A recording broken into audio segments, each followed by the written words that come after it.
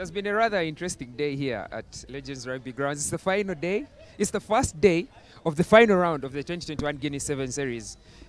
That is the Coronation Sevens. And as usual, when we have 2 days on circuits, after the first day, I'm joined by Tournament Director, Mr. Robert Bwali, to give us a rundown of the knockout fixtures. And we go straight into it. First, the Challenge Cup quarterfinals. Thank you, Ernest, and thank you, Kawowo, for all this.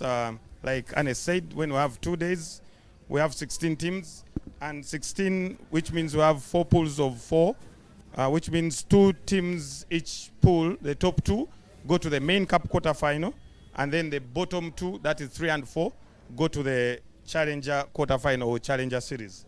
And straight out in Challenge quarterfinal, we have A3, which is Sailors, against Stallions, which is D4. And then we have Rhinos, which is C3, against Pacers, which is B4. Then we have D3 as Impis against Rams 2, which is A4. And then we have Eagles as B3 against Jaguars, which is C4.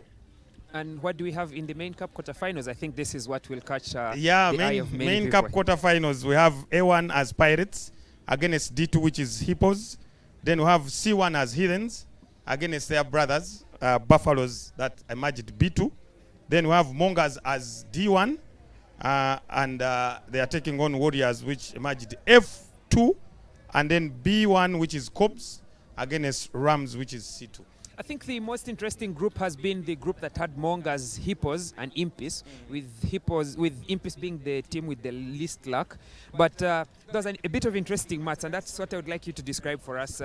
Following the tournament criteria from the tournament manual, how did you decide who finished tournament 1 and 2? Tournament criteria is if there's a draw, we can't separate them. We start with points difference because they have the same number of games. So points difference. And if we can't go there, we go to the try difference, which was also the same.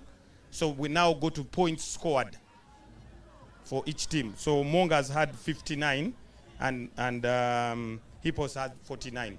So that's Mongers now emerged as D1. Yeah, so Mongers and Hippos were matched on the first 3 criteria for judging who finishes on top of the other. And Mongers were the better attacking team on the day. Yeah.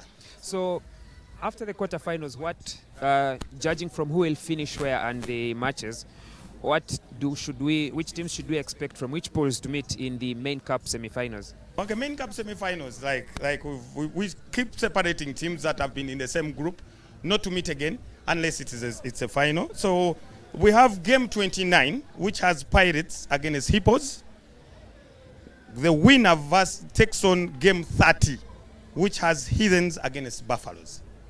And then for the second semifinal? And then the second semifinal will be winner 31, that is either Mongers or Warriors, taking on winner 32, which is Cobs or Rams. So I do not want to go into the detail of so-and-so will reach the semifinals because I mean that is not what I'm supposed to do. So very many people get mixed up when it comes there because we separate the teams, and that is why it is winner 29 versus 30 and winner 31 versus winner 32. Just one more thing. We came into this weekend judging the top 2 teams on points. They were close enough on points. Then they were still close enough on points difference, and even closer on tries scored.